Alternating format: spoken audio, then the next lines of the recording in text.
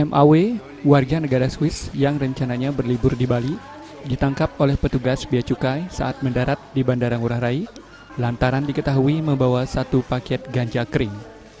Kepala Kantor Pengawasan dan Pelayanan Bea Cukai Ngurah Rai, Budi Harjanto mengatakan, saat akan menjalani pemeriksaan menggunakan mesin X-ray, tersangka bergelagat mencurigakan, sehingga petugas melakukan pemeriksaan lebih mendalam terhadap barang bawaan serta badannya.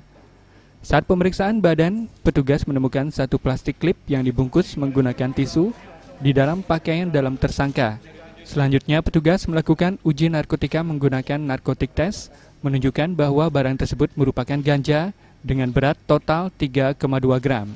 Bersangkutan menggunakan jalur hijau, jadi mendeklar tidak ada barang yang perlu diberitahukan.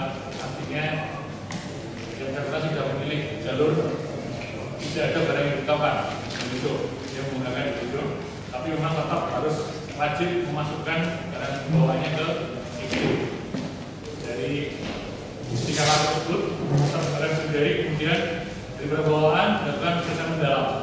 Seperti pemeriksaan mendalam ini, dari pemeriksaan barang bagasi yang barang dibawa itu tidak ditemukan, maka sampai ke dalam SOP ini tidak akan lagi sampai pemeriksaan badan. Dari pada waktu pemeriksaan badan itu kita temukan dia membawa kita minta 1 plastik ya, klip dibungkus dengan tisu, isi potongan-potongan tanaman atau daun berwarna coklat yang juga sebagai senjata narkotika.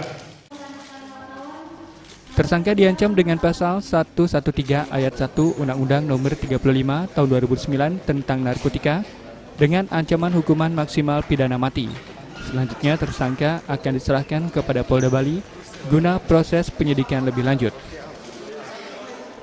Kadek Suwantara, Bali TV.